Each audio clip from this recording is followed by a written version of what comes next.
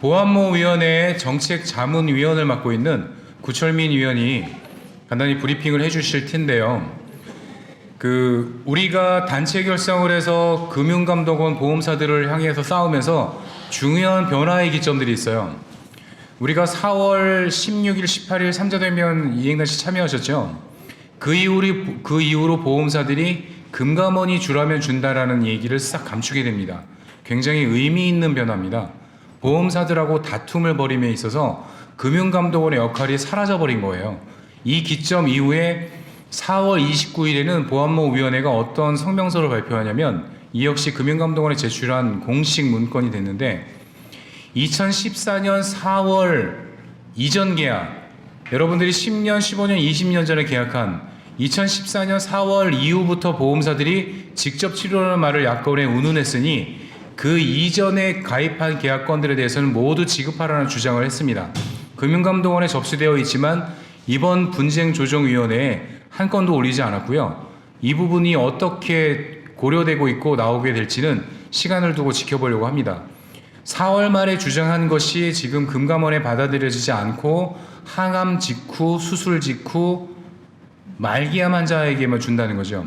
말이 안 되는 것을 2014년 4월 이후로 보험사들이 마치 담합이라도 한 듯이 ABL생명하고 농협생명을 제외한 나머지 보험사들이 전부 직접 치료를 언급하고 있으니까 그 시점 이전의 계약자들에게 모두 지급해라는 겁니다.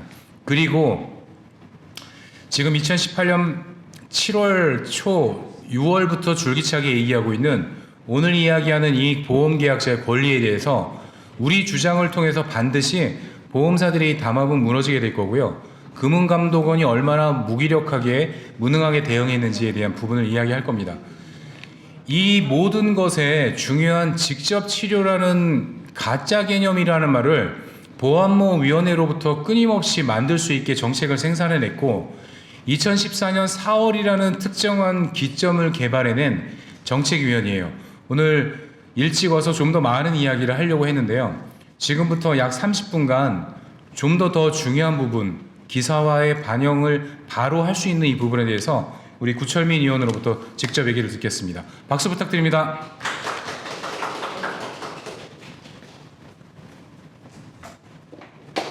안녕하세요. 구철민입니다. 생소하신 분은 한 3분, 4분 기자분들 빼고는 그런 것 같은데요. 이 자리가 많은 분들이 오셔서 새로운 이런 이야기는 아니지만 많이 널리 퍼져야 되는데 환자분 입장에서 보면 3분 오신 거잖아요. 그러니까 여러분들의 역할이 굉장히 중요합니다. 귀한 시간, 귀한 전파 이런 기자분들 이렇게 오셔가지고 강의를 하는데 여러분들이 직접 생생한 목소리를 직접 병원에 가서 전해 주셔야 돼요. 안 그러면 아들한테 얘기하든가 남편한테 얘기하든가 해서 식구들한테 일당백으로 이 사실을 알려야 돼요. 그래서 저들에게 진실을 알게 하고 그 노래 가사가 있어요. 우리가 지쳤다면 그것은 하룻밤의 꿈이다라는 걸 일깨워줘야 돼요. 그러니까 지치지 않고 여러분들이 더 큰 힘을 가지라고 이런 시간을 반복적으로 자주 갖는 거니까 낙담치 마시고 신념을 갖고 믿음을 갖고 따라오시면 정말 좋은 결과에 이를 것이다라는 확신을 기초하여 말씀을 시작하겠습니다. 저희 보안모에서 제가 활동을 하다가 여러 가지 이벤트가 다 있어서 괴로웠어요. 괴로워서 그냥 눈 닫고 귀 닫고 살다가 보안모위원회라는 걸 다시 만들고 밴드에서 회장님도 심지어는 강퇴를 당하는 그런 수모까지 겪으면서 새롭게 우리가 외롭잖아요. 그래서 다시 뭉쳤어요. 외로운 사람들끼리. 그래서 보안모위원회라는 게 생겼고 그 속에서 이제 어떤 이야기를 담아낼까 하다가 제가 밴드라든가 홈페이지라든가 이런 걸 운영하지 않아요. 그냥 흘려보내는데 그거를 나름대로 집적을 해갖고 의미 있는 데이터를 만들기 위하여 저의 기록들을 회장님하고 많은 사랑하는 분들하고 함께 이렇게 모아나가고 있는 과정이고요. 오늘도 이런 행위들이 기록으로 남기를 바라고 세상에 널리 퍼져나가기를 바랍니다. 그러니까 중요한 말씀은 다 하신 것 같은데 정책자문으로서 제가 어떤 이야기를 해야 될 것인가에 대한 얘기는 일단 서두에 말씀을 드렸는데 다소 좀 반복되더라도 여러분 둘을 큰 입장으로 제가 보고 설명을 드릴 테니 최대한 이해하시도록 노력해 주시고요. 모르는 거 있으면 메모하셔도 되고 질문을 하셔도 돼요. 그래서 기다려 줄 테니까. 그러면 첫 번째 어떤 얘기를 할 거냐면요. 보험회사가 최초 부지급에 대한 얘기를 하면서 이유가 있었을 거 아니에요. 그 이유가 바로 직접 치료가 아니다라고 하는 거였는데요. 직접 치료에 대한 개념이 없어요. 그러니까 암 치료를 직접 목적으로 3일초가 1당 120일 한도로 뭐 입원 일당을 5만 원 주는 걸 10만 원 주겠다든가 질병 또는 재해 그 치료를 직접 목적으로 3일초가 1일당 120일 한도로 보상해 준다든가 할 때 그 직접 목적 입원이라고 하는 게 나오는데 그러니까 두 가지인 거죠. 질병 치료를 직접 목적으로 한 입원이 있고 혹은 재해 치료를 직접 목적으로 한 입원이 있고 암 치료를 직접 목적으로 한 입원이 있죠. 그러면 이 직접이라는 위치가 다 입원 앞에 있잖아요. 근데 이거를 보험회사가 어떻게 해석을 했냐면 암 직접 치료 입원 일당, 뭐 질병 직접 치료 입원 일당 이런 식으로 이해한 거예요. 그러니까 암에 대한 직접 치료 효과가 있으면 보험금을 주고 암에 대한 직접적인 치료 효과가 없는 대증 치료나 보존 치료나 면역 치료는 암에 대한 직접 치료가 아니므로 직접 입원이 아니다 이런 논리를 펴나간 거거든요. 이 논리에다가 그 힘을 실어주는 게 이제 지금 현재는 아니지만 2008년도 13777 대보험 판례를 이끌었던 이 보험사들인데 이 대보험 판례를 아시다시피 직접 치료에 대한 개념이 굉장히 중요한 거잖아요. 직접 치료가 있으면 보험금을 줘도 되지만 없으면 안 줘도 되는 논리의 핵심인 이 직접 치료는 중요한 설명과 의무, 명시 이런 거예요. 왜냐하면 그 통상 우리가 중요하다라고 얘기하는 것은 보험금 지급과 관련된 사안을 중요하다라고 그래요. 하기 때문에 보험금과 관련된 직접 치료 유무가 보험금 지급 유무의 핵심 사안이라고 한다면 그걸 설명했어야 되잖아요. 그걸 보험자의 설명 의무라고 하는데 설명하지도 않아도 된다라고 대법원이 설시했어요. 민법 105조 규정을 들어서 그게 임의 규정이라고 하는 건데 이건 굳이 설명하지 않아도 다 아는 상식적인 범주다 이렇게 판시를 써놓은 거예요. 대법원에서. 이게 말이 돼요 안 돼요? 말이 돼요 안 돼요? 안 되죠. 안 되는 거예요. 근데 이게 대한민국 대법원의 수준이 이 지경에 이른 거예요. 보험금 지급 사유와 관련된 직접 치료가 아니기 때문에 보험금을 못 주겠다고 그랬으면 직접 치료가 아닌 것은 이러이러한 것이다거나 직접 치료는 적어도 이러이러한 거라고 설명을 해야죠. 약관과 증권에 명시했어야 되잖아요. 왜? 보험금과 관련된 어떤 상황이니까? 중요한 상황이니까. 근데 이거를 이 중요한 사항을 설명하지도 않아도 되는 상식적인 내용이라고 대법원은 설치하고 있어요. 이걸 세상에 알려야 돼. 이런 어처구니 없는 사항을. 그래서 이렇게 직접적인 치료에 대한 비극이 시작된 거예요. 직접적인 치료가 아니다라고 하는 그 비극이 시작된 건데, 그러면 결국 그 대법원에서 혹은 보험사에서 주장하고 있는 그 대변인 내지는 뭐 그런 소송 위임인들이 있잖아요. 대리인들이 주장하는 내용이 뭐냐면 항암 방사선 수술, 그죠? 항암 방사선 수술만을 직접 치료를 보겠다라고 하는 건데 이 직접 치료가 항암 방사선 수술 아닌 경우에는 어떻게 돼요? 아닌 거잖아요. 그래서 보험금을 안 준 거예요. 항암할 때만 주고 방사선 할 때만 주고 수술할 때만 주겠다. 근데 약관에 그게 나와 있어요? 안 나와 있어요? 안 나와 있어요. 직접 치료가 항암 방사선 수술이라고 정의를 해야 직접 치료에 해당되지 않는 항암 방사선 수술을 하지 않았기 때문에 직접 입원에 해당되지 않는다라는 논리가 성립될 거 아니에요. 근데 직접 치료라는 개념이 없음에도 불구하고 직접 치료가 아니라고 주장을 해요. 굉장히 모순되잖아요. 이게 인문학 강의 시간은 아니지만 그 이행자님은 종교가 있으신가요? 어떤 종교죠? 기독교 하나님을 믿으시는군요. 저기 선생님은 종교가 있으신가요? 그러세요? 종교 없으신 분? 기자님은 어떻게? 무교세요? 예. 혹시 무신론자인가요? 무교인가요? 무신론자. 자, 무교라는 건 뭐예요? 종교가 없다는 거잖아요. 종교가 없다는 건 뭐를 전제하고 있죠? 종교라는 것이 존재해야죠. 무신론자라는 건 뭐예요? 신이라는 건 있어야 되는 거잖아요. 신은 있지만 나는 신을 믿지 않는다는 거잖아요. 직접 치료가 아니다라는 건 뭐예요? 직접 치료가 있어야 직접 치료가 아니다라고 얘기할 수 있는 거잖아요. 내 손에 뭐가 있죠? 그렇죠. 핸드폰이 있죠. 제 손에는 어떻게 돼 있어요? 원래 뭐 있었죠? 그러니까 결론은 다시 말하면 핸드폰이 없죠. 핸드폰이 없으려면 기본에 어떤 개념이 있어야 돼? 내 손에 핸드폰이 있다는 개념이 있어야 핸드폰이 없다라는 주장을 할 수 있는 거예요. 직접 치료가 아니다라고 하는 거는 직접 치료는 개념이 있어야 돼요. 근데 약간 어디에도 직접 치료에 대한 개념이 없기 때문에 직접 치료가 아니다라는 이유가 부지급사유가 될 수가 없어요. 설령 그것이 되려고 한다고 하더라도 적어도 직접 치료는 보험금 지급과 관련된 중요한 사항이니까 보험회사는 뭘 했어야 돼? 설명을 했어야 돼. 근데 설명조차도 안 했잖아요. 그럼에도 불구하고 대법원은 뭐라 그래? 설명하지 않아도 된다고 얘기하고 있어요. 대한민국이 정상이 아닌 거예요. 이렇게 한 6년, 8년이 흘러가다가 2016-230-164 판례가 나오죠. 이건 뭐냐면 보험회사가 얘기하는 직접치료, 항암 방사선 수술을 스트레이트 하는 경우도 있지만 보통 통상 한 3주 간격으로 항암을 하죠. 해봤죠? 네.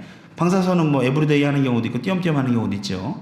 그럼 이 직접치료와 직접치료 사이, 항암과 방사선과 수술과 수술을 하는 사이, 항암과 항암을 하는 사이, 방사선과 방사선을 하는 사이, 그 보험회사가 말하는 2016-13777에서 나오는 직접치료와 직접치료 사이사이에 주택 등에 머물면서 생활하기가 곤란하잖아요.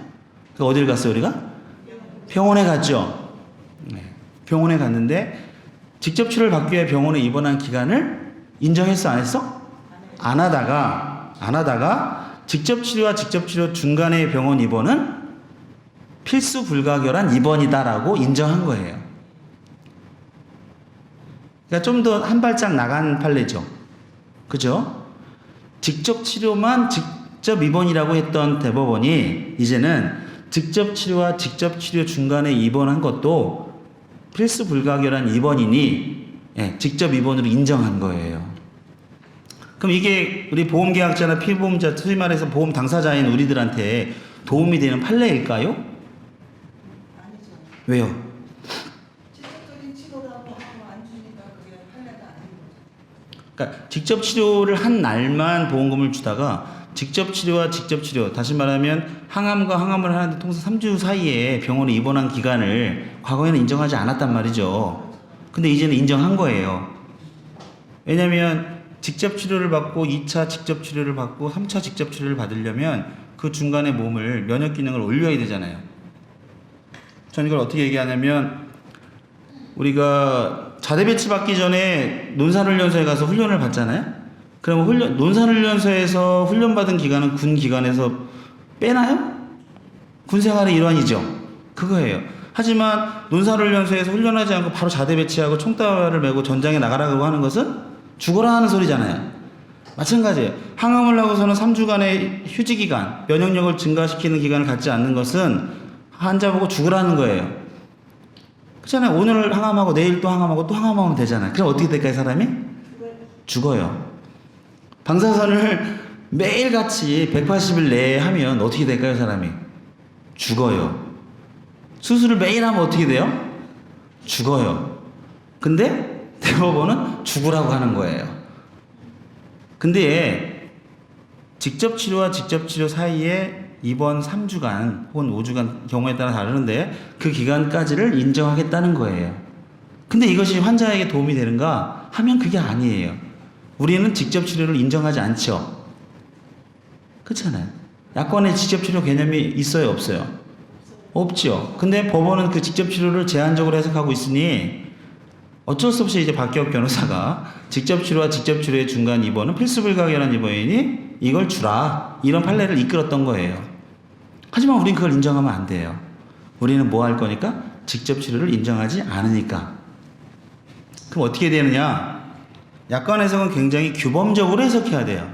이게 뭐냐면 항암 방사선 수술은 암 치료에 대한 직접 목적 치료다라고 하는 것을 보험회사가 주장하고 있죠. 그죠? 효과가 있다는 전제하죠. 근데 만약에 말해요. 그 골절로 입원할 때 뼈가 붙으면 골절 일당을 주고 뼈가 안 붙으면 골절 일당을 안 주고 그러나요? 기가 막히죠. 기가 막힌 거예요. 이런 논리예요. 맹장으로 입원했는데 치료가 잘 되면 주고 치료가 안 되면 수술비도 안 주고 뭐 예를 들어서 맹장 수술하다 복막으로 막 이렇게 넘어가서 수술 커지는 경우도 있죠. 그러면 수술 안 줘요? 네, 왜요? 직접 맹장 수술 목적 입원이 아니잖아요. 그리고 이런 얘기도 많이 하죠. 복중에 잔존 종양이 없으니까 암일당 지급사유에 해당되지 않는다. 이런 얘기도 들어봤죠. 만약에 산부인과에 애를 놓기 위해서 입원했어요. 그러면 어떻게 돼요? 애를 출산하고 나면 산부인과 출산 목적 입원이 아닌 게 되죠. 복중에 애가 없잖아요. 우리 약관을 보면 제가 아직 프레젠테이션 준비해오지 않았지만 여러분 머릿속에 잘 떠올려봐요. 암 일당을 지급하는 사유는 이렇게 되어 있어요. 통상 암으로 진단 확정되고 그 치료를 직접 목적으로 입원 시에요. 자, 생명보험은 암으로 진단 확정되고 그 치료를 직접 목적으로 입원할 경우 3일 총화 일당 120일 한도로 보상한다고 되어 있고, 손해보험 같은 경우도 역시 마찬가지로 암으로 진단 확정되고 그 치료를 직접 목적으로 첫날부터 180일 한도로 보상해 주겠다. 이런 게 통상적인 거예요. 자, 근데 우리가 암 진단 확정된 게 언제예요? 수술 전 검사를 해서 한 3일 정도 병원에 입원해 있다가 수술 검사하니까 간 수치도 좋고 다 좋아가지고 합격을 맞으면 수술장에서 예약이 마칠 거에서 동의를 얻고, 그죠? 수술을 하고 그 다음에 한 일주일 있다가 조직병리 결과가 나오면 그때 암으로 진단 확정되는 거잖아요. 맞죠? 네. 우리 법원은 암 진단 확정과 관련된 일자를 어떻게 명시하고 있냐면 조직병리 결과의 보고일을 암 진단 확정일로 봐요. 다시 말하면 수술 전 입원한 기간과 수술하기 위해서 기다린 기간, 수술하고 나서 조직병리 결과가 나온 기간 이전 기간은 암 진단 확정일이 아닌 거예요. 그런 식으로 따지면 우리는 조직병리 검사 결과가 나온 다음부터를 일당을 주장해야 되잖아요. 근데 보험회사는 어떻게 하겠어요? 최초 입원한 날부터 수술하고 조직병리 결과가 나온 그 전 기간을 갖다가 뭔다? 네, 수술하기 때문에 수술과 연관되기 때문에 줬단 말이에요. 이건 무슨 얘기냐면 약관을 해석하는 방법에 대하여 이야기하고 있는 거예요. 약관을 있는 그대로 해석을 하면 진단 확정되고 난 다음부터 줘야 되잖아요. 이 수술이라는 걸 전후해서 수술을 하기 위한 몸을 만들어야 되는 거잖아요. 수술하고 나서 향후 관리를 해야 되는 거잖아요. 애를 놓기 전에 뭐예요? 우리가 자연분만 시도하고 안 되면 유도분만 시도하고 안 되면 질삭분만 실패로 보고, 그렇죠? 제왕절개 유도분 한단 말이에요. 이런 일련의 과정들 산전관리 해야 되죠. 딸내미가 임신하면 애 놓고 나면 산후관리 하잖아요. 이것까지가 일련의 과정이 산전산후관리가 산부인과와 관련된 직접 목적 입원인 거예요. 근데 출산을 했으니까 복중 애가 없으니까 입원이 아니라고 하면 미친놈이죠. 제왕절개하고 나서 일주일 정도 입원해 있어야 되잖아요. 근데 그걸 산중에 복중에 애가 없으니까 출산 관련된 직접 목적 입원이 아니라고 주장하는 거나 똑같아요. 왜? 복중에 잔존 종양이 없으니까 암에 대한 직접 목적 입원이 아니라고 주장하고 있잖아요, 보험사는. 이제 말이 계속 왔다 갔다 하는데 핵심은 뭐냐면 이거예요. 약관에서 질병 치료를 직접 목적으로 한 입원에 질병에는 뭐가 있죠? 암도 있고 고혈압도 있고 당뇨도 있잖아요. 그럼 암 치료를 직접 목적으로 한 입원과 질병을 직접 목적으로 한 입원의 지급 사유는 똑같아 보이거든요. 대신 질병이면 10,000원, 암이면 뭐 50,000원 주겠다는 거잖아요. 하지만 지급 사유는 똑같잖아요.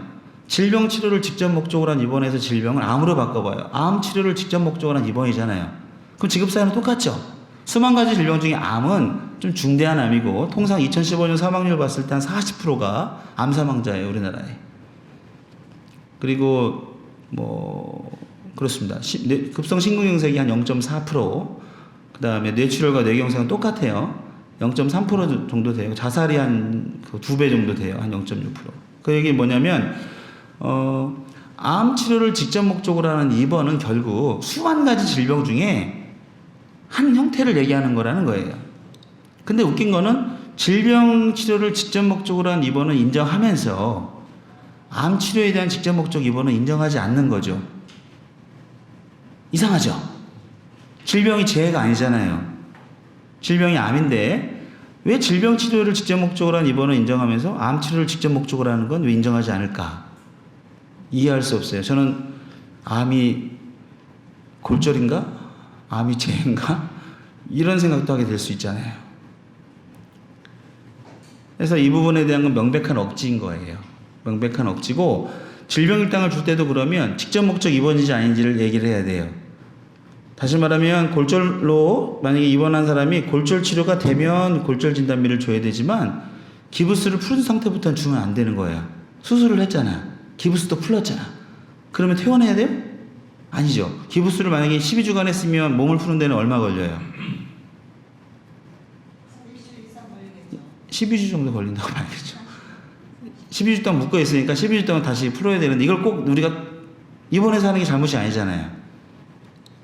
그런 거거든요. 그러면 어디까지를 볼 것인가, 혹은 뭐 뼈가 잘 붙었으면 주고 뼈가 잘못 붙었으면 안 주고, 이런 거나 마찬가지고, 이건 아니거든요. 그래서 지금 그 보안모에서 전직 회장이었던 분이 그 KBS 방송에 출연해서 이런 얘기를 했죠.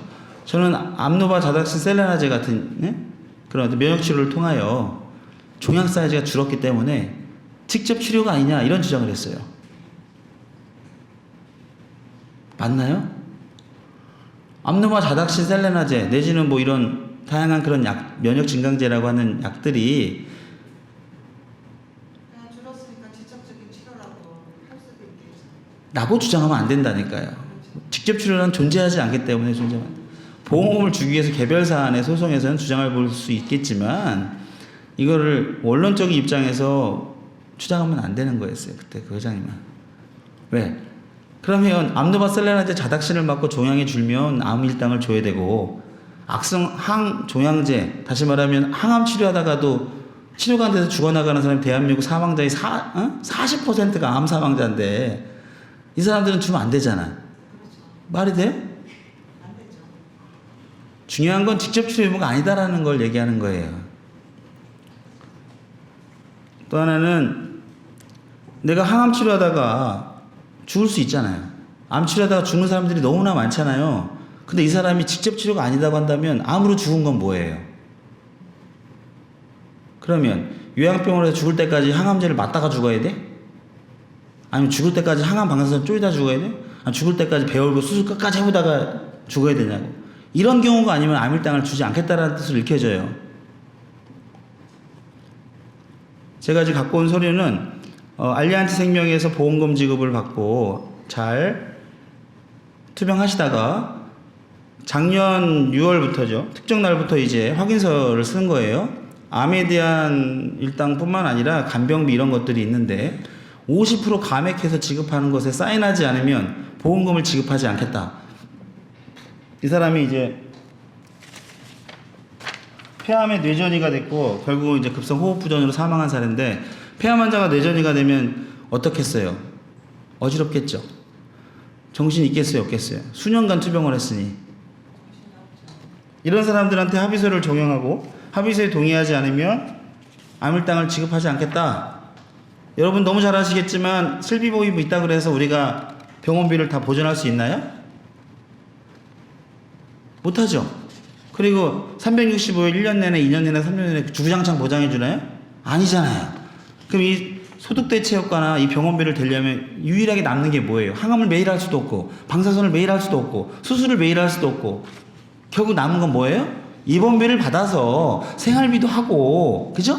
계속 투병을 이어나가는 약제비도 내고 해야 되는 건데,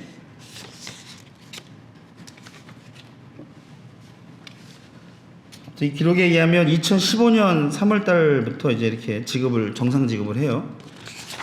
그랬다가 2017년 9월 달에 이 감액 지급을 했어요. 50%를. 이것도 2015년 3월 달에 정상 지급을 하다가 2017년 9월에 50% 감액 지급. 이때쯤 이제 사인을 했겠죠. 정신도 없는 암 환자를 찾아가가지고 뇌전이 환자를 찾아가서 감액하지 않으면 보험금 지급하지 않겠다. 거의 이거는 뭐예요?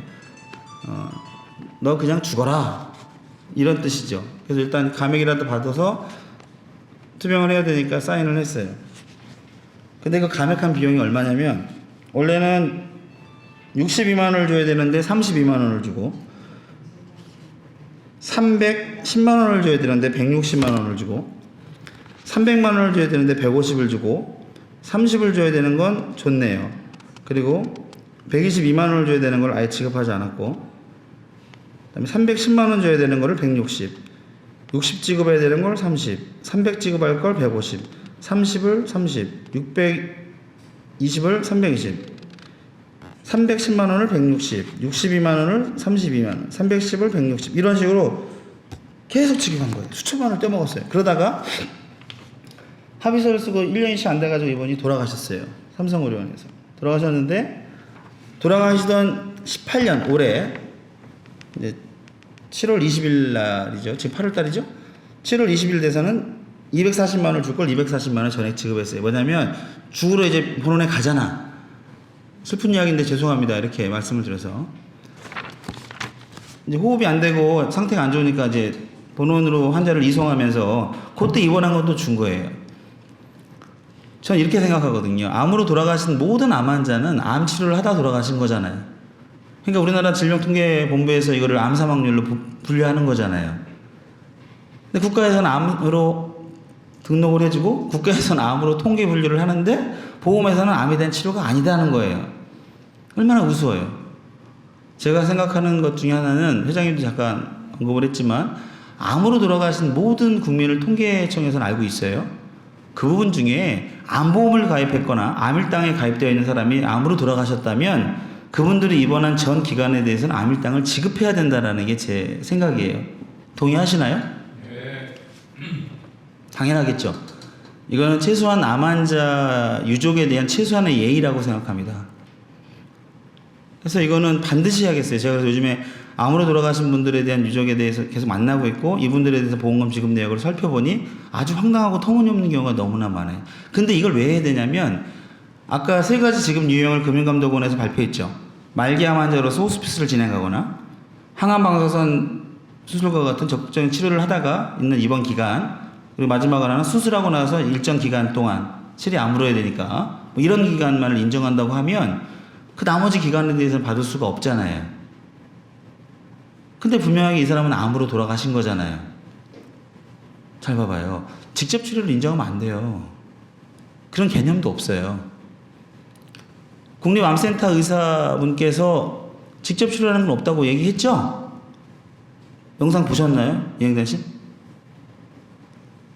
예, 보여드릴게요. PT가 준비되어 있으면 이제 기자님들을 위해서 드리겠는데 그 자료 내가 드릴게요. 국립암센터 유암 전문의는 암에 대한 직접 치료는 존재하지 않는다는 얘기를 하고 있어요. 그럼에도 불구하고 보험회사는 직접 치료가 아니기 때문에 못 준다. 약관 어디에도 직접 치료라는 개념이 없는데 직접 치료가 아니다. 심지어 보험금에 관련된 중요한 사항인데 우리 대법원은 직접 치료에 대한 개념을 설명하지도 않은 데는 상식적인 범주다. 소름이 아주 너무 괘씸해갖고 직접 치료를 인정할 수 없고 우리는 뭐냐면 암 치료하다가 돌아가신 모든 일련의 과정이 암에 대한 직접 입원이라는 거예요. 암 치료의 입원이에요. 마지막에 집에 돌아가는 거는 형제자매 뭐 정리하기 위해서 갈 수도 있는 거잖아요. 그래서 이 기간을 찾아야 된다. 그럼 왜 사망자들이냐? 이 사망자들의 원혼을 풀어주고 잘못 부지급된 암 일당을 지급받는 것은 여러분이 설령 암, 수술, 방사선 치료를 받지 않더라도 암에 대한 직접 목적 입원일을 인정받을 수 있는 하나의 사례를 만드는 거예요. 혹시 이해되시나요? 그러니까 죽어서가 아니라 죽었기 때문에 줘야 되는 건 맞잖아요. 죽어서가 아니라 내가 설령 살았다 하더라도 항암 방사선 수술을 하지 않았더라도 난 암으로 죽었기 때문에 이 기간이 암에 대한 직접 목적 입원이라는 것처럼 내가 죽지 않아도 내가 이 투병한 이 기간은 암에 대한 항암 방사선 수술이 없었다 하더라도 암에 대한 투병 기간이라는 거예요. 언제까지? 의사가 당신은 암 환자가 아닙니다. 더 이상 병원에 올 필요가 없습니다. 라고 할 때까지. 병원에 가고 싶어서 가는 환자들이 어디 있어요? 1년마다 오라 그러고 2년마다 오라 그러고 그러면 집에서 있지 왜 병원에 입원했어?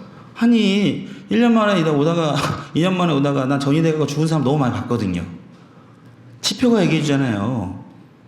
암 사망자의 증가율은 점차 늘어나고 있어요. 아까도 얘기했지만 국민의 40%가 사망자 중에 암 환자예요. 부지기수가 재발하고 전이하고 면역력이 결핍돼하고 죽어요. 이런 세태에 내가 무조건 집에서만 손 놓고 마음 편히 있을 수는 없잖아요. 몸에 좋다는 건 해봐야 되잖아요. 그게 뭐 미신이라든가 무슨 뭐 이런 대증치료 이런 게 아니잖아요. 식약청에서 국가가 인정한 면역 증강제든 종양 억제제든 좋다는 거 이렇게 다 수입해서 하고 있는 거 아닙니까? 근데 이걸 갖다가 직접 치료가 아니다라는 이유로, 황당한 이유로 입원 일당을 거절하는 것은 매우 잘못되었다. 예, 정리하겠습니다. 그래서 약관 해석에 대한 여러 가지 문제가 있는데요. 이거는 그 치료 효과가 있느냐 없느냐에 대한 문제가 아니고요. 약관상 질병 일당을 지급하면서 암 일당을 지급하지 않는 것은 매우 부도덕하며 잘못된 약관 해석 기준을 해석하는 것이다. 따라서 질병 일당을 지급한 모든 암 환자에게 암 일당이 가입되어 있다면 질병의 한 형태인 암은 당연 지급 대상인 거죠. 만약에 이거를 질병 일당은 해당되지만 암 일당에는 해당되지 않는다라고 하는 것은 당신은 여자이지만 인간은 아니다. 뭐 이런 논리가 성립되는 거예요. 너는 남자지만 사람은 아닌 거예요. 반대로 사람은 남자하고 여자밖에 없잖아요.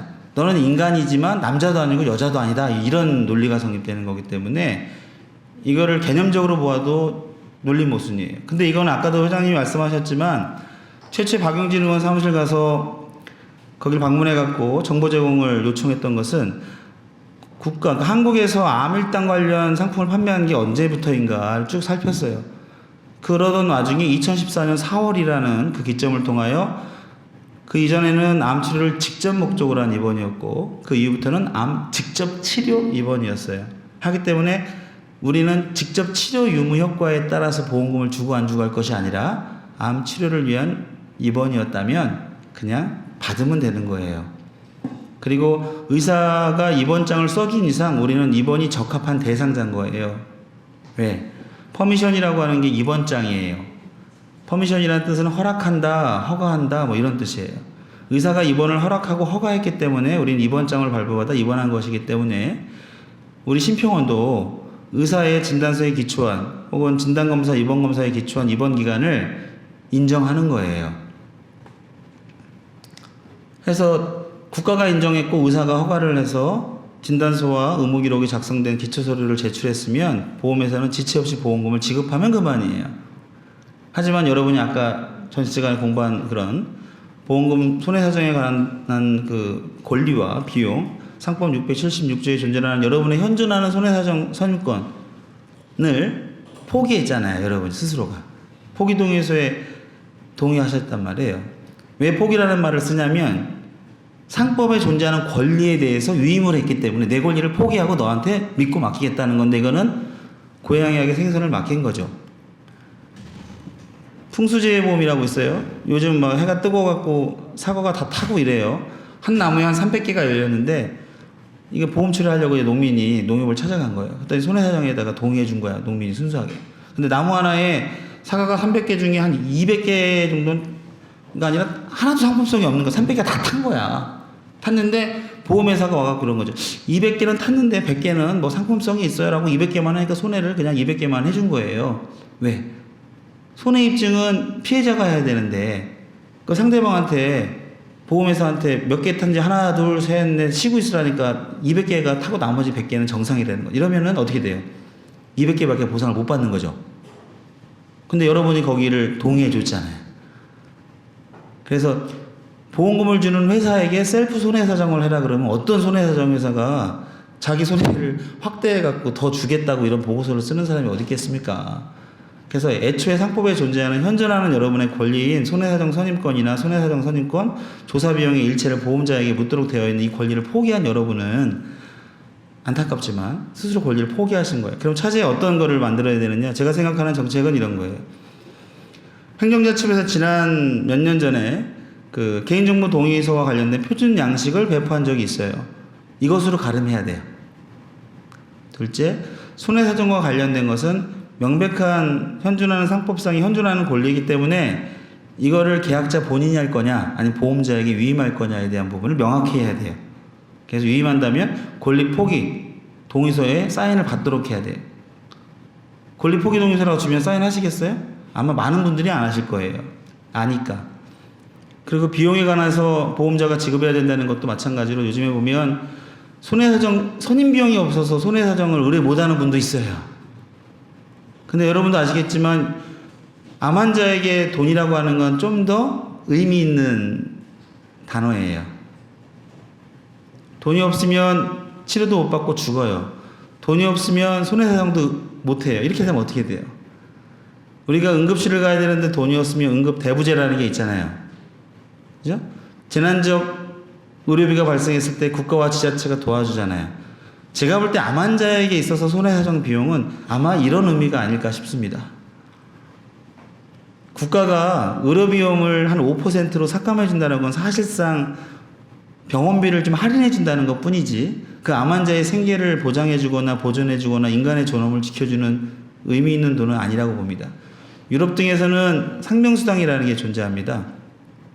암 환자가 일을 못하는데 병원비만 좀 할인해 준다 그래서 그 사람의 가정생활이 이끌어지나요? 아니면 그 처자식이 혹은 남편과 이 가족들이 먹고 살 수 있나요? 실손보험을 100만 원 내야 될 걸 5만 원만 내게 5%만 해줬더니 환자들이 즐거운 게 아니라 보험회사만 즐거워요. 사실상 전 국민 보험이 돼버린 사보험을 100만 원을 보장해준다고 한들 보험회사에서 100만 원 청구해주고 받으면 되잖아요. 내가 5만 원 내고 5만 원 받는 게 기뻐요? 공공의 보장성을 확대한다고 하는 것이 사실상 사보험사의 살을 찌우는 왜곡된 결과를 초래했기 때문에 우리는 어떤 일을 해야 되냐면 보장성 확대라는 부분에 대해서 반길 필요가 없어요. 오히려 보장성 확대를 손해배상할 수 있는 조사 비용을 차라리 국가에서 대주는 게 차라리 낫겠다는 생각이 드는 거예요. 그러니까 우리 환자들은 정신을 벌쩍 차려야 되는 거예요. 만약에 오늘 자고 일어났더니 2018년 8월 2일부터 3일부터 암 환자의 본인 부담률을 1%로 해주겠다 혹은 무상으로 지원해 주겠다고 해서 암 환자들이 기뻐할까요? 보험회사가 더 기뻐할 거예요. 보험금 지급 이유가 없어지잖아요. 그럼 손해배상 권한도 없어져요. 할 게 없는 거예요. 돈 낸 게 없으니까. 그러니까 앞으로 어떻게 우리 모임이 어떻게 세상을 변화시키는데 일조할지는 모르겠지만 사실상 암 환자에게 있어서 손해사정이라고 하는 권리조차도 돈이 없으면 지켜내지 못하는 이런 지경이 왔기 때문에 이 자리를 빌어서 당부한다면 사랑의 내 저기 정세영 회장님도 계시고 많은 대표님도 계시지만 암 환자에게 있어서 손해배상 비용은 좀 더 전향적으로 비용을 낮추거나 아니면 보험회사에 아주 그냥 징벌적으로 어떻게 좀 추징할 수 있는 이런 법안을 만들었으면 좋겠습니다. 그리고 암으로 사망한 사람에 대해서 이제 과거에도 그런 사례가 있었어요. 뭐냐면 DCDS라고 해서 채무이행 상품이 있었어요. 이를테면 핸드폰 파손보험 이런 거예요. 보험은 아니지만 카드를 이용하거나 핸드폰을 이용하다가 핸드폰이 파손되면 수리비용을 지불해 주는 거잖아요. 그 채무이행 상품이라고 하는데 이 DCDS 상품과 유사한 상품이 이제 신용카드를 사용하다가 채무가 발생하잖아요. 그러면 이 카드 값을 내야 되는데 일을 못하면 못 갚잖아요. 그죠? 못 갚아요. 장기로 막 1,000만 원, 2,000만 원 했는데 내가 중병에 걸렸어. 일을 못하는데 카드 값을 어떻게 갚아? 못 갚으니까 신용불량자가 되기 때문에 이 신용을 지켜주기 위한 채무면제 유예 상품이라는 거를 이제 개발을 합니다. 근데 그 중에 암에 걸리면 뭐 5,000만 원까지 보상해준다. 근데 중요한 건 카드 사용 금액을 해주는 건데 카드 사용 개인 한도 5,000만 원 되는 사람들이 별로 흔치 않잖아요. 이런 경우에 중요한 건 죽은 경우에도 카드 값을 물려요. 유족들에게. 근데 봤더니 사람은 죽었어, 분명히. DCDS에 가입되어 있는 카드사 회원이 죽었는데 죽은 게 암으로 죽은 거예요. 근데 카드에서 면제를 시켜주지 않고 돈을 계속 빼갔던 거예요. 상속인조회 통해서 이제 갚아야 되잖아요. 문자가 와요. 채무액이 얼마입니다. 이렇게 문자가 오는데 다 갚았죠. 당연히 갚아야 되는 걸로 생각하고. 근데 이 사람이 DCDS에 가입되어 있는 거예요. 그래서 금융위원회에서 손해보험협회하고 카드협회하고 여신협회하고 연합을 한 거예요. 여신협회 중에 DCDS 가입한 사람, 그 중에 암으로 사망한 사람, 그때 크로스가 나오잖아요. 그래서 이 사람한테 DCDS에서 받지 못한 보험금 내지는 채무이행금을 지급한 사례가 있어요. 금융감독원에서. 그래서 우리는 어떻게 할 거냐면 암보험에 가입한 사람 중에 사망한 사람만 추리는 거예요. 이렇게 데이터를 추출해갖고 그 중에 암일당을 받지 못한 사람들이 있다면 전액 지급을 하자고 주장하는 거예요. 그런 사례들을 찾고 있습니다. 혹시 질문 있으시면 해주세요.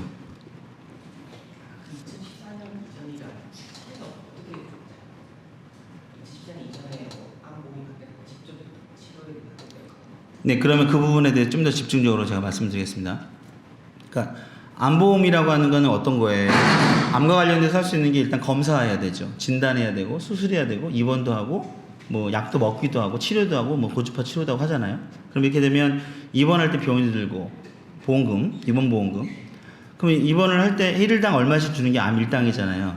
암 일당과 관련된 약관의 변천사인데 2014년 이전은 암 치료를 직접 목적으로 한 입원이라고 명시되어 있어요. 지급 사유가.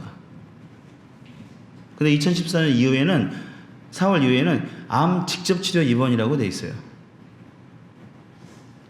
그러면 암 직접 치료라고 하면 그러니까 이런 거예요. 암 직접 치료에 대한 의미가 뭘까요? 암을 안 준다 이게. 약관에 나와 있죠. 암 직접 치료란 이렇게. 근데 2014년 4월 이전에는 안 나와 있어요. 그러니까 직접 치료가 아니라고 얘기하면 기자님 뭐 무신론자라고 한다면 그죠? 신이라는 건 믿는 거 아니에요. 예, 없다는 건 결국 있다는 걸 전제하기 때문에 없는 개념이 있는 거예요. 세상에는 예, 없다는 건 있다는 걸 기반으로 한단 말이에요. 직접 치료가 없다는 건 직접 치료에 대한 개념이 뭔가 존재해야 되는데 실체하지 않고 존재하지 않는 가짜이기 때문에 가짜도 사실은 뭔가 이 실체가 있어요. 사실은. 그러니까 가짜 개념은 아니고 회장님도 이거 발언을 좀 정정해 주셔야 될 것 같습니다. 가짜 개념이라고 하는 것은 개념이 있는 거예요. 뭔가가. 페이크 머니는 가짜 종이돈이지만 있어요. 근데 직접 치료의 개념이라고 하는 건 아예 없어요. 약관에. 없기 때문에 가짜도 아닌 거예요. 이거는 아예 없는 거예요. 해서 존재하지가 않아요. 그러니까 그 전공이 어떤 것입니까? 기자님? 예. 산림 환경이요. 그러니까 뭐냐면 애초에 생물이 존재하지 않아요. 그러니까 일종의 보면 미생물 같은 경우에 유비쿼토스라는 개념이 있잖아요. 언제 어디서나 존재한다라는 개념 아닙니까? 산림도 보면 거기 미생물이 막 존재할 거 아니에요. 근데 심지어는 공기가 없는 그 무중력 상태나 이런 데도 존재한다는 말이에요. 언제 어디서나 존재하기 때문에. 이게 유비쿼토스의 개념이라면 직접 치료에 대한 개념은 아예 없는 거야. 아예 그냥 널이에요. 널. 0도 아니고 널 존재하지 않는 거예요. 아예. 근데 존재하지 않는 개념에 대해서 존재하지 않은 치료를 하지 않았다고 보험금을 줄 필요가 없다라고 이런 그지 같고 병신 같고 쪼다 같은 판례가 어딨어요. 존재하지가 않는다니까? 직접 치료라는 개념이 없어요. 이 세상에는 존재하지 않아요. 그걸 하도 묻고 물으니까 국립암센터 교수가 직접 치료는 없다라고 아주 선언적으로 얘기해주고 있어요. 2014년 4월에 약관 개정 의미는 이런 겁니다. 사실은 더 괘씸한 건 2008년도에 소송을 진행하면서 애들이 움찔했던 거죠. 야 이것 봐라. 직접 치료에 대한 개념은 보험금과 관련된 건데 약관에도 없는데 설명하지도 않아도 된다고 일단 변호인단 매수인을 했겠죠. 보험사 입장에서 막 변론을 했을 거 아닙니까 대리인들이. 그래서 이기긴 이겼어요. 예? 바쁘니까 요즘 대법원이 뭐 재판합니까? 바쁘니까 이제 심리불속행으로 그냥 기각 처리해버리고 그냥 아이 몰라 이렇게 해서 말한 거예요. 그것도 뭐 의미도 없어요. 사실은 재판 한 번 한 거예요. 1심 재판하고 2심에서 따지지도 않았어요. 통과야. 그럼 대법원에서 따져야 되잖아요. 이것도 안 했어요. 심리도 안 했어요. 그래서 심리 불속행해서 그냥 1심을 확정한 거예요. 1심 재판 그지같이 하는 거를 그냥 확정심판 의결 내버린 거라고. 재판하지 않고. 근데 그게 웃긴 게 예, 직접 치료라는 개념이 없는 거야. 아예. 존재하질 않아. 언제 어디서나 존재하는 게 유비쿼터스라면 약관에도 상품 설명서에도 증권 약관 어디 설명서 찌라시 심지어는 어디에도 그런 게 없어요. 근데 그것이 없다고 보험금을 못 주겠다는 게 이게 뜯어 죽을 일 아닙니까? 근데 이상하게 왜 2014년에 바꿨을까예요. 그거는 아마 소송을 진행하면서 자신들의 한계를 스스로 발견한 게 아닌가 싶습니다.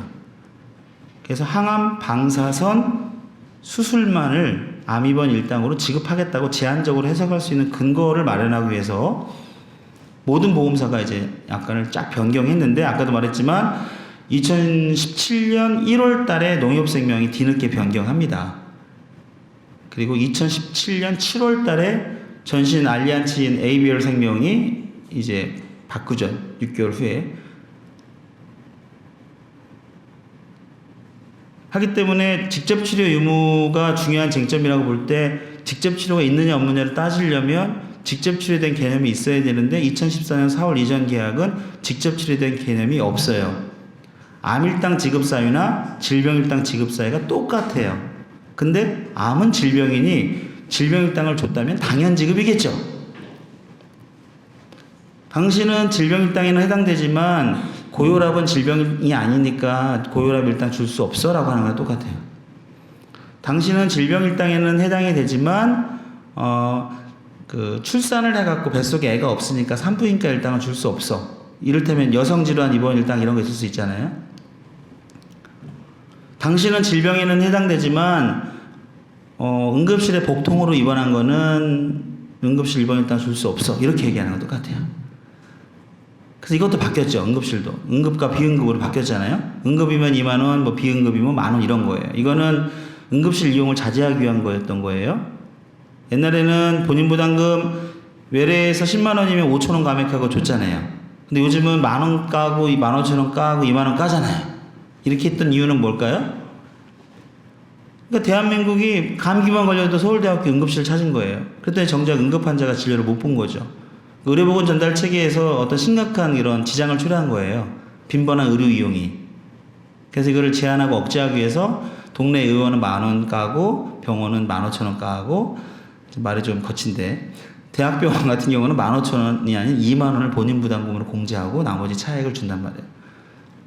그러니까 이런 거예요. 그러니까 다시 말하면 너는 만약에 밤에 열이 나가지고 아이들 응급실로 내원했을 경우 2만 원, 3만 원씩 주는 특약이 있다고 치면 하루를 자고 일어나서 입원했어요. 그럼 일당을 청구하면 너는 질병일당은 주지만 감기로 인한 질병일당은 주지만 응급실에 관련된 입원일당은 못 주겠다는 거예요. 왜? 응급환자가 아니니까.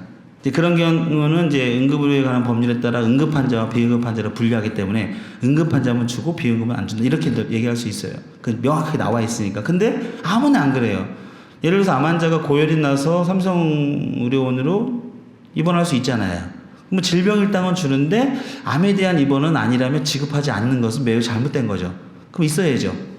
직접 목적 입원과 직접 목적 입원이 아닌 것, 혹은 직접 치료 입원과 직접 치료 입원이 아닌 것이 어떤 법률이나 내지는 어떤 약관에 나와 있어야 되는데 존재하지가 않아요. 이게 핵심이에요. 존재하지가 않아요.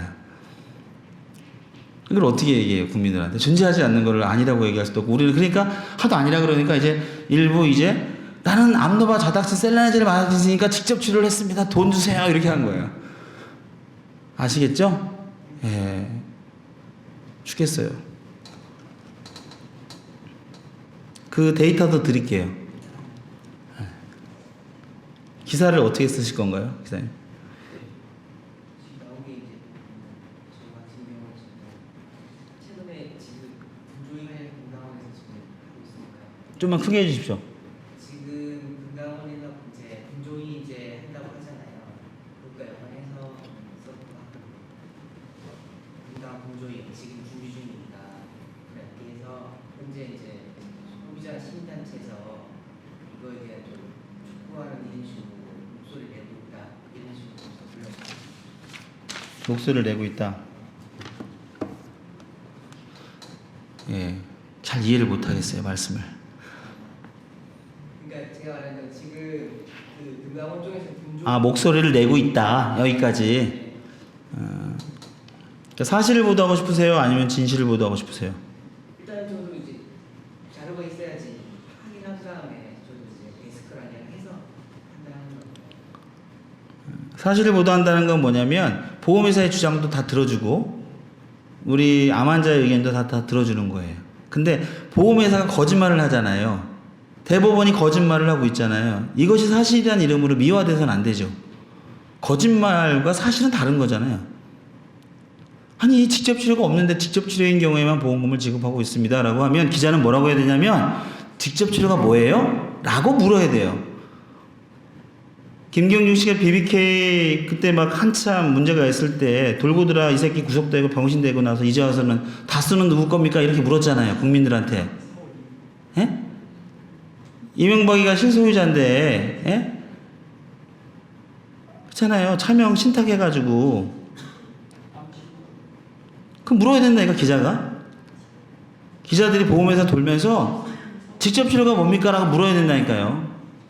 왜? 직접 치료라는 게 없다니까? 근데 우리가 구직업 사회가 직접 치료가 아니래. 그럼 직접 치료가 뭐냐고 물어야 돼. 그리고 합리적 의심이 간다니까요. 기자님이 사실 보도를 하지 않았으면 좋겠어요. 꼭 좀 물으세요. 직접 치료가 뭔가요? 라고. 제 마지막 발언은 이것으로. 혹시 질문 있으신가요? 그 의무적으로 질문 하나씩 하세요.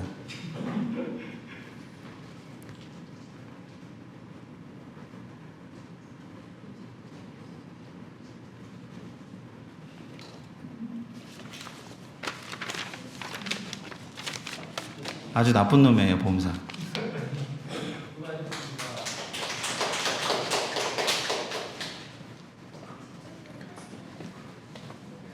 우리 단체의 정책을 생산해내고 앞으로 방향의 중요한 기조, 근본 핵심이 되는 다소 좀 무겁고 철학적인 질문일 수 있어요.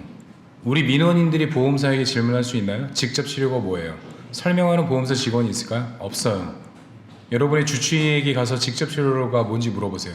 원자력병원, 원장, 서울대병원 직접 치료에 대해 설명 못하죠. 근데 왜 그게 이 세상에 보험사들이 암 환자에게 보험금을 지급하지 않는 중요한 무기가 됐을까요? 우리가 우리 스스로 권리를 포기하면서 그들이 돈을 갖다 주고 또 법관과 의사들이 또는 변호사들이 담합해서 보험사들의 이 암 입원 보험금을 주지 않기 위한 수많은 장치들을 만든 겁니다. 오늘 우리가 준비한 순서는 여기까지인데요. 오늘 여기서 끝나서 이 세상이 이 문을 열고 밖으로 나가면 싹 바뀌고 여러분에게 모두 저에게도 보험금을 지급한다는 소식이 들렸으면 좋겠습니다. 그러나 그런 일은 절대 일어나지 않지요. 여기 함께 해주신 우리 기자님들이 오늘의 우리 행사를 이 세상에 알리고 여러분들이 가셔서 가족들에게 이 이야기를 전하고 이것이 모든 국민들에게 상식이 될 때까지 우리가 그들보다 보험사들보다 돈이 없잖아요. 그들보다 조직력이 탄탄하지가 못하잖아요. 그들보다 세상을 향해서 국민들에게 이 이야기할 때 설득력이 떨어질 거 아닙니까? 저 사람들 자기 욕심 차리는 거다라고 얘기할 거 아닙니까? 그럼에도 불구하고 이 세상이 여기까지 오게 된 것은요. 이렇게 작은 목소리 하나하나가 사실만 열거하는 것이 아니라 지금 정책위원 이야기처럼 진실에 접근한 엄청난 질문을 했기 때문이라는 거죠. 저는 그 진실에 접근하기 위한 것을 우리 가까운 기자들과 여러분들과 끝까지 같이 할 겁니다. 반드시 보험사 몇 개 문 닫아서 이 일로 인해서 보험사들이 한국 땅에서는 영업을 못하게 만들겠다. 이런 것이 목표가 있고 그러므로 인해서 여러분이 암 환자가 된 게 여러분의 부도덕한 잘못된 삶의 결과인가요? 그렇지 않거든요. 거기에 대한 보상을 편안하게 받고 암을 잘 치료하고 건강한 삶으로 다시 사회의 가족의 품으로 돌아갈 수 있을 때까지 우리의 활동은 멈추면 안 된다고 저는 생각합니다. 저희 가족도 역시 마찬가지고 8월 8일이면 갑상선에 암이 확정이 되는지 결과를 알 수가 있는데 ING생명에 청구한 것뿐만 아니라 ING생명에 계약하에 있는 모든 분들이 이 사건을 알아서 ING하고 계약을 전부 다 그만두게 그리고 암보험금을 부지급받지 못하는 사람들이 저와 똑같이 회사에 불합리하고 불공정한 것 때문에 못 받는 사실을 알게 될 때까지 저희 보안법위원회 열심히 활동할 겁니다. 여러분이 응원해 주시고요. 여러분이 오늘 들었던 이야기를 바로 실천하고 하나하나 조목조목 권리로 가져올 때 이 세상이 변하게 됩니다. 그 세상을 바꾸는 일에 뛰어들었으니 반드시 이 세상에 흠집 하나 내고 이 세상을 하직하는 걸로 저는 개인적인 목표를 잡았고요. 찬바람 불기 전에 9월 6일 광화문에서 제가 마이크를 잡고 수천 명과 같이 이 문제를 보험사 문제가 아니고 금융감독원의 문제가 아니고 금융위원회와 정부부처 청와대에서 들을 수 있도록 목소리 높이려고 합니다. 시간 되시면 9월 6일 날 같이 함께 하셔서 여러분의 억울한 하소연도 하시고요. 실제 그 광화문에 울려 퍼지게 될 수많은 억울한 사람들의 목소리들이 정부부처 금융위원회에 전달될 수 있도록 노력하겠습니다. 오늘 함께 해주신 여러분 정말 감사하고요. 다음에 또 9월 초에 이 자리를 마련해서 계속적으로 우리의 활동이 어떻게 평가받고 있고 세상이 바뀌고 있는지 말씀드리겠습니다. 고맙습니다.